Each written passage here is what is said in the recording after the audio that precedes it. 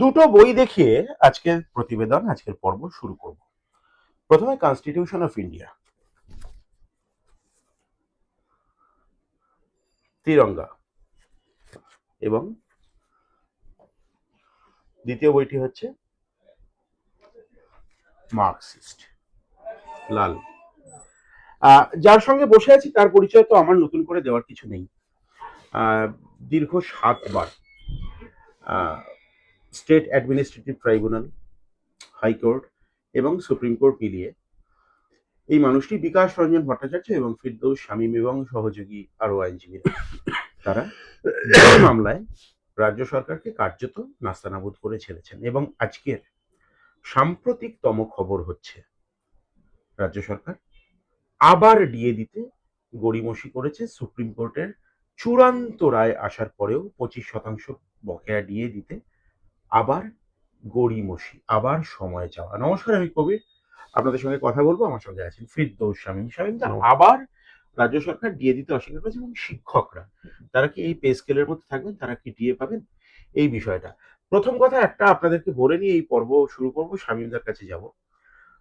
প্রচুর চেষ্টা চরিত্র করে আজকে শনিবার শামীমদাকে আমরা পেয়েছি, কারণ সকাল থেকে রাত পর্যন্ত এই মানুষটি, এমনকি আমি এর আগে, আমি ব্যক্তিগত অভিজ্ঞতার কথা বলছি, রাত্রি 2:30-3টের সময়ও আমরা ডিএ মামলার সময় ওভার ফোন কথা বলেছি। শামীমদা কাজ করছেন দিল্লিতে। আমার অভিজ্ঞতা, আপনারা ফোনও দেখেছেন, ফোনও শুনেছেন। সকাল থেকে রাত পর্যন্ত এই মানুষটি কাজ বোঝেন, কাজ, একদম কাজ। সকাল থেকে রাত পর্যন্ত এই সিসিটিভির একদম চাদরে মোড়ানো এই চেম্বার, এখানে সকাল থেকে রাত পর্যন্ত কাজ হয় এবং শামীমদার অজস্র সহযোগী জুনিয়র তারা রয়েছেন। শামীমদা, ডিএ মামলা আপনি হাতের তালুর মতো চেনেন এবং অসীম বাবুর সঙ্গে, অসীম দাশগুপ্তর সঙ্গে আপনার কথোপকথন, সেটা সকলের মনে আছে। কি বলবেন? আবার সময় চাইছে রাজ্য সরকার। দেখুন, এটা হ্যাবিটে পরিণত করে ফেলেছে। ডিএ এআইসিপিআই অনুযায়ী দিতে হবে, এটা রোপারোল 2009-এ বলা আছে, ফলে এটা নতুন করে জানা বোঝার কোনো দরকার নেই। 7বার প্রতিষ্ঠা পেয়েছে সুপ্রিম কোর্ট পর্যন্ত, মানে state administrative tribunal, high court, supreme court, সবাই ভুল তা তো হতে পারে না। এরপরে তারপরে দেখুন বারবার তারা কি করতে চাইছেন, আসলে সময় কিনতে চাইছেন। তারা বুঝে গেছেন যে দিতে হবে, কিন্তু এমন ভাবে ড্রাগ করব যাতে আমাদের ঘাড়ে না চাপে, অর্থাৎ আমরা যখন সরকারে আছি সেই সময় ঘাড়ে না যাবে। যখন 16 মে 2025 প্রথম অন্তর্বর্তীকালীন নির্দেশ সুপ্রিম কোর্টে নির্দিষ্ট সময় বেঁধে দিল, এই সময়ের মধ্যে তুমি ডিএ, এরিয়ার ডিএ মিটিয়ে দাও। রাজ্য সরকার তখন অ্যাপ্লিকেশন করেছিল, একই কথা তখন বলেছিল আমাদের 100 টাকা আয় হলে 130 টাকা ব্যয় হয় মাত্র 3টে খাতে। কি কি 3টে খাত? মাইনে, পেনশন আর ইন্টারেস্ট অন লোন। তাহলে 100 টাকা আয় হলে 130 টাকা 3টে খাতে ব্যয় হয়ে গেলে অন্যান্য খাতে তাহলে এত খরচা করছেন কেন? প্রথম, দেখুন সরকারের খরচ দুভাবে করতে হয়, মানে খরচের দুটো অংশ আছে, একটা হচ্ছে স্থায়ী খরচ, একটা হচ্ছে অস্থায়ী খরচ। স্থায়ী খরচের মধ্যে কি কি পড়ে? মাইনে, পেনশন, এই যে ইন্টারেস্ট, লোনের ইন্টারেস্ট, এগুলো স্থায়ী খরচ। মানে এগুলো আপনি কোনোভাবেই বলতে পারেন না যে আমি এগুলোকে দেব না। মানে একটা পরিবারের যেমন ধরেন চাল কতটা লাগবে, ডাল কতটা লাগবে, যদি বাড়িতে বাচ্চা থাকে তার বাচ্চার স্কুলের ফিজ, এইগুলো হচ্ছে স্থায়ী খরচ।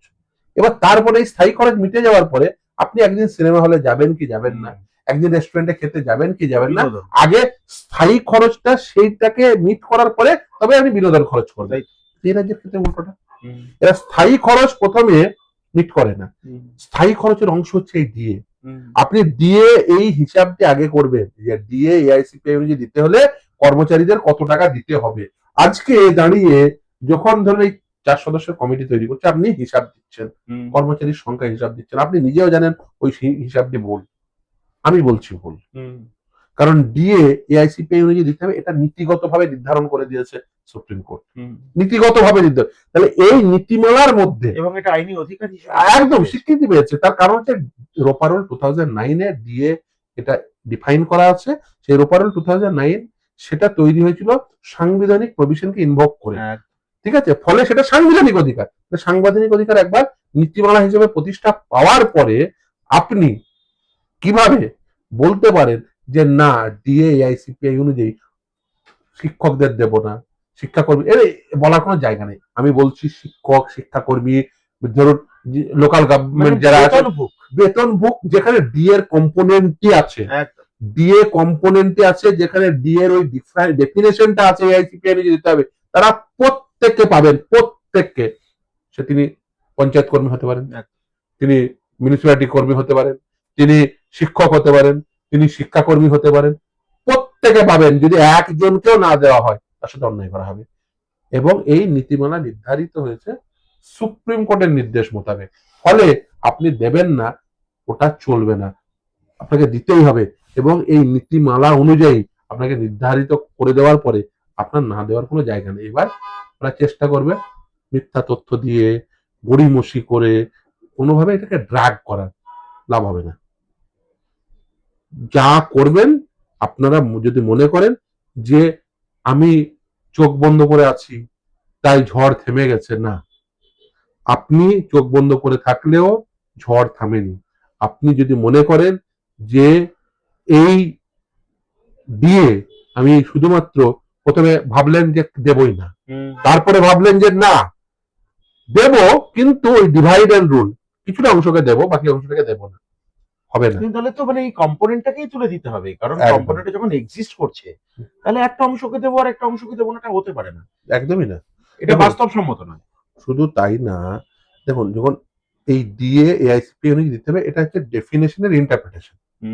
এই ইন্টারপ্রিটেশন যখন আদালতের দ্বারে প্রতিষ্ঠা পেল, তারপরে আপনি ক্যালকুলেশনটা আপনি এটা এক্সিকিউটিভ ওয়ার্ক, এবং এই এক্সিকিউটিভ ওয়ার্ক করার জন্য একটা কমিটি তৈরি করে দেওয়া হয়েছে। সেখানে সরকারের যারা প্রতিনিধিত্ব করছেন তারা যদি ভুল তথ্য দেন তাহলে কিন্তু তারা লায়াবল থাকবেন। ফলে এখানে ভুল তথ্য দেওয়ার কোনো জায়গা নেই। এবং শুধু তাই না, আপনার এই যে নীতিমালা নির্ধারিত হয়েছে সেখান থেকে অন্য কোনো জায়গায় বিচ্যুতিরও জায়গা নেই। প্রত্যেকে পাবেন, প্রত্যেকের পাওয়ার অধিকার রয়েছে। যদি কেউ মনে করেন যে না আমি দেব না, তাহলে সেটা সুপ্রিম কোর্টের যে নির্দেশ, সেই নির্দেশকে উইলফুলি ডিসোবে করা হয়। সেটা আপনি অত্যন্ত ব্যস্ততার মধ্যে আমাদের সময় দিচ্ছেন, অনেক ভিজিটর আপনার বসে আছেন। আমি সংক্ষেপে কয়েকটা প্রশ্ন করে নেবো। আমার যতদূর মনে পড়ছে আপনি মলয়বাবুরা গিয়ে confederation of state government employees তারা গিয়ে নবান্নে হলফনামা দিয়ে এসেছিলেন এবং নবান্নে না, প্রথমে দেখুন আমি কতগুলো ঘটনাক্রম বলে দিই, তাহলে বুঝতে সুবিধা হবে। 16ই মে 2025 সুপ্রিম কোর্টের অন্তর্বর্তীকালীন নির্দেশ হলো 25% এরিয়া দিয়ে দিল না। রাজ্য সরকার একটা অ্যাপ্লিকেশন করলো, সময় চেয়ে 6 মাসের সময় চেয়ে, আমরাও অ্যাপ্লিকেশন করলাম কন্টেম্প। সেই দুটো অ্যাপ্লিকেশনে ডিসপোজ অফ করে এই যে যখন 5ই ফেব্রুয়ারি 2026 অর্ডার দিচ্ছে, 16ই মে অর্ডারটাকে গোটাটাকে কোট করলো। আপনাকে আমি এক্ষুনি দেখিয়ে দিতে পারি, তাতে আপনার সুবিধা হবে এবং আপনার দর্শককুলেরও সুবিধা হবে। এটাই আপনার একদম দেখুন স্পেশালিটি। 16ই মে 2025 অর্ডারটিকে অ্যাজ ইট ইজ তুলে দিল। তুলে দেওয়ার পরে দেখতে পাচ্ছেন লাল কালি দিয়ে আমি একটু ক্লোজ আপ, একদম interim direction is issued as hereinabove shall be comply with immediately. এই শব্দটার মধ্যেই আসলে লুকিয়ে আছে কখন দিতে হবে, কিন্তু কমপ্লায়েন্স তো হলোই না, কন্টেম্প্ট হয়ে গেল। হ্যাঁ, এবার আমরা 5ই এই নির্দেশটা হলো কবে, দেখুন এই নির্দেশটা হয়েছে 5ই ফেব্রুয়ারি 2026। 5ই ফেব্রুয়ারি 2026 এই নির্দেশ হওয়ার পরে সঙ্গে সঙ্গে আমরা কমিউনিকেট করলাম। কমিউনিকেট করার পরে সেদিনই কমিউনিকেট করার পরে ওরা কোনো উচ্চবাচ্য করলো না। তার 8মতম দিনে কন্টেম্প পিটিশন, না কন্টেম্প প্রথমে নোটিশ দিলাম 8মতম দিনে, তাতেও উচ্চবাচ্য করলো না। তার 8মতম দিনে, তার পরবর্তী 8মতম দিনে কন্টেম্প অ্যাপ্লিকেশন। কিন্তু অন্তর্বর্তী জামিনে তো 7ম পে কমিশনের কথা বলা হয়েছে।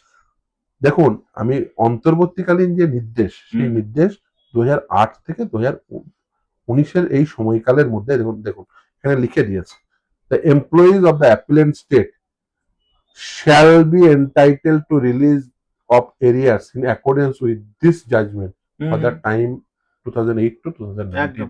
একদম নির্দিষ্টভাবে বলে দেওয়া আছে। আর তার আগের প্যারাগ্রাফটায় দেখুন 59.3, given its incorporation in ROPA rules, the AICPI is the standard to be followed by the appellant state of West Bengal for determination of existing।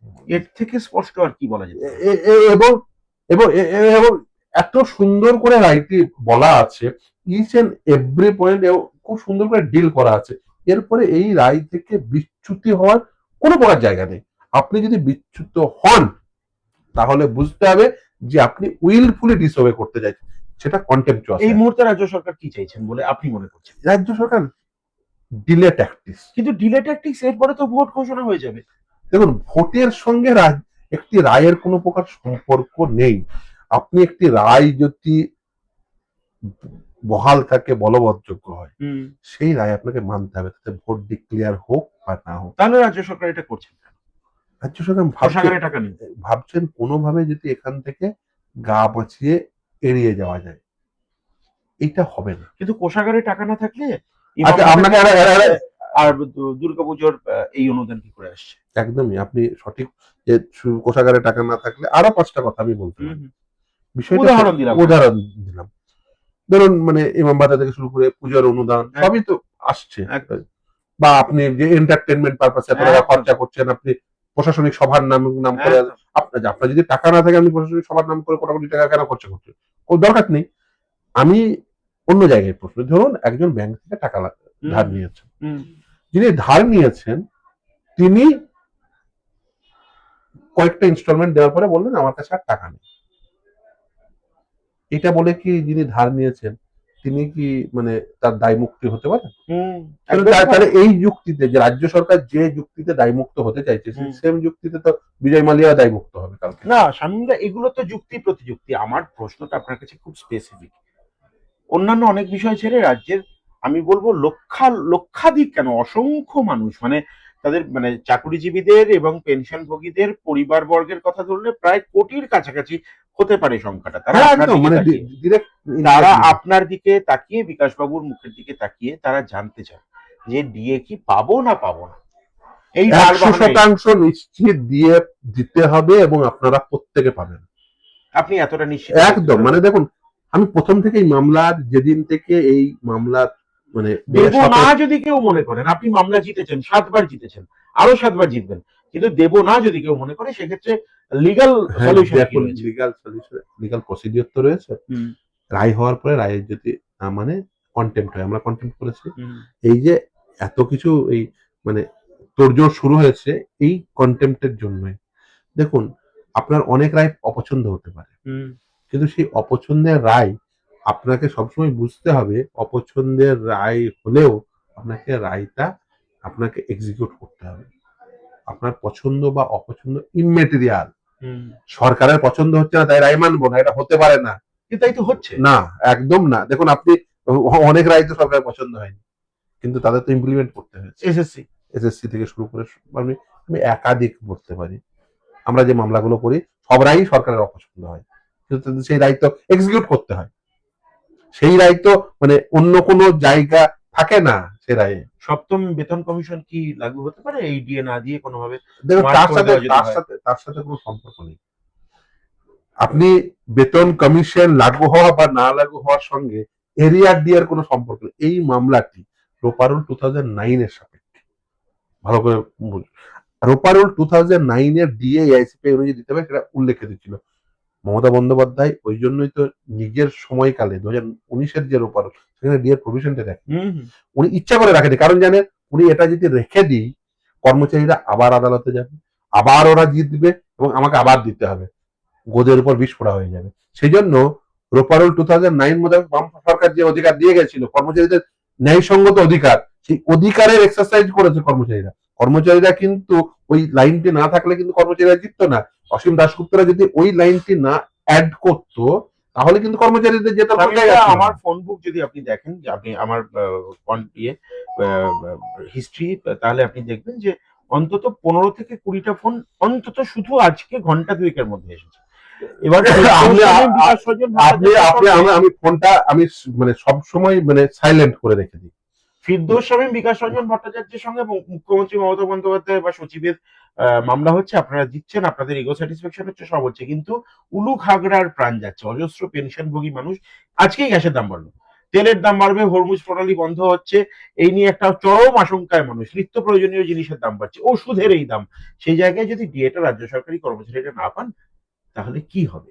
দেখুন, আমি কালকের একটি অভিজ্ঞতা বলি। কালকে মলয়বাবু এসে এখানে বসেছিলেন। একজন ভদ্রলোক এবং একজন ভদ্রলোক দুজনেই পেনশনভোগী, তারা স্বামী স্ত্রী। যিনি মানে ভদ্রলোক আছেন তিনি ক্যান্সার আক্রান্ত। আরে তাদের মেয়ের মামলার জন্য এসছেন। ভদ্রলোকের এসে কিন্তু তার মেয়ের মামলার জন্য এলেও মানে ভদ্র মহিলা ভদ্রলোককে দেখিয়ে বলছেন ইনি ক্যান্সার আক্রান্ত। মলয়বাবু বসে আছেন, মলয়বাবুকে ধন্যবাদ দিয়েই শুরু করলেন যে আমার স্বামী মানে ক্যান্সার আক্রান্ত, মেয়ের সমস্যা রয়েছে। উনি বলতে চাইলেন যে যদি আমি এই টাকাটা পাই তাহলে আমি ভালো করে চিকিৎসা করতে পারবো। দেখুন তারা দুজনেই কিন্তু পেনশন ভোগী, এটা ভাবার কোনো কারণ নেই যে সরকারি পেনশন পান মানে অনেক টাকা পায়। তাই তো এই একটা ক্যান্সারের যে খরচা, মানে ওষুধের যে আজকের দিনে খরচা, যেভাবে দ্রব্যমূল্য বৃদ্ধি করেছে, এআইসিপিআইটা মানে কি all India consumer price index, একদমই এই যে দাম বেড়ে যাচ্ছে সেই পরিমাণে আমি যদি সেই সাজুজ্য না রেখে আমার যদি আয় না বাড়ে তাহলে তো মানে চলবে কি করে আমার? এবং শুধু তাই না, দেখুন অনেকেই ভাবেন যে সরকারি কর্মচারী মানে শুধুমাত্র সরকারি তার পেনশনভোগীদের কথা ভুলেই যান। তাই তো পেনশনভোগীদের মানে ওই স্বল্প পেনশনের উপর ভিত্তি করে তাদের সংসার চলে। এবং দেখুন পেনশন মানে কি, তারা হচ্ছে একেবারে জীবন সায়ান্নে বসে আছে, ফলে ওই সময় নতুন করে কাজ করার তারপর ক্ষমতা নেই, মানে শারীরিক ভাবে অক্ষম। যে মানুষটি তার সারা জীবন মানব সেবায় দিলেন, মানে জনসেবায় দিলেন, সরকারি কর্মী মানে তিনি জনসেবায় দিয়েছেন, মানে যে মানুষটি জনসেবায় তার সারা জীবনটি দিলেন সেই মানুষটি পেনশন হিসেবে মানে যেটুকু টাকা প্রাপ্য তার সেটুকু দিচ্ছে না, তার সাথে অন্যায় করা হচ্ছে। পেনশন ভাববেন না দয়ার দান, অনেকে এটা ভুল করেন। দেখুন চাকরি পাওয়ার অধিকার নেই, কিন্তু জেনে রাখুন যে কেউ চাকরি করে এবং সেটা যদি পেনশনেবল সার্ভিস হয় সেটা পেনশন পাওয়াটা তার অধিকার, রাইট। চাকরি পাওয়ার অধিকার নেই বিষয়টাকে ক্লারিফাই করে দিই। হ্যাঁ, ভারতবর্ষে না আমি এটা খুশি হতাম যদি ভারতবর্ষে প্রত্যেকের চাকরি পাওয়ার অধিকার থাকতে হচ্ছে। রাষ্ট্র বাধ্যতামূলক, আমি মনে করি রাষ্ট্রের বাধ্যতামূলক ভাবে শিক্ষা দেওয়া উচিত, রাষ্ট্রের বাধ্যতামূলক ভাবে স্বাস্থ্য দেওয়া উচিত, রাষ্ট্রের বাধ্যতামূলক ভাবে কর্মসংস্থান দেওয়া উচিত। আমাদের equal opportunity in public employment এটা ফান্ডামেন্টাল রাইট। আমি একটু বুঝিয়ে দিই, না হলে অনেকে হয়তো ভুল বুঝবেন এবং ভুল ভাববেন।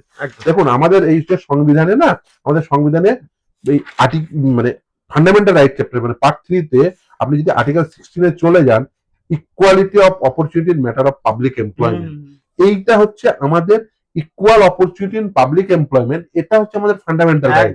আমাদের অনেকবার বলেছি, কিন্তু আমাদের চাকরি পাওয়ার অধিকার নেই। চাকরি পাওয়ার ক্ষেত্রে সমান সুযোগের অধিকার রয়েছে, ফলে সকলকে ইকুয়ালি ট্রিট করতে হবে। এবার অনেকে বলবে রিজার্ভেশন মানে একটা প্রিন্সিপালের উপর দাঁড়িয়ে দেওয়া হয়। সেটা কি, যে রাষ্ট্র সকলের জন্য সমান সুযোগ তৈরি করতে পারেনি, ব্যর্থ হয়েছে, তাই ইকুয়াল অপরচুনিটি তৈরি করতে না পারার রাষ্ট্রীয় ব্যর্থতার জন্য বেসিক্যালি এই রিজার্ভেশন হচ্ছে স্টপ গ্যাপ মেজার।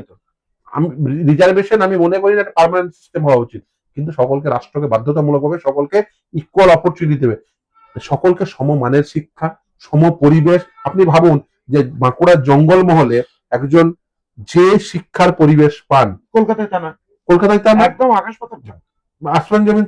ধরুন বাঁকুড়ার একজন আদিবাসী পরিবারের সন্তান বা পুরুলিয়ার বা হুগলির যে কোনো জায়গায় আদিবাসী পরিবারের সন্তান, তাকে প্রথম যেটা গিয়ে স্কুলে গিয়ে প্রথম যেটা মানে সম্মুখীন হতে হয় তার ভাষা, তাই তো?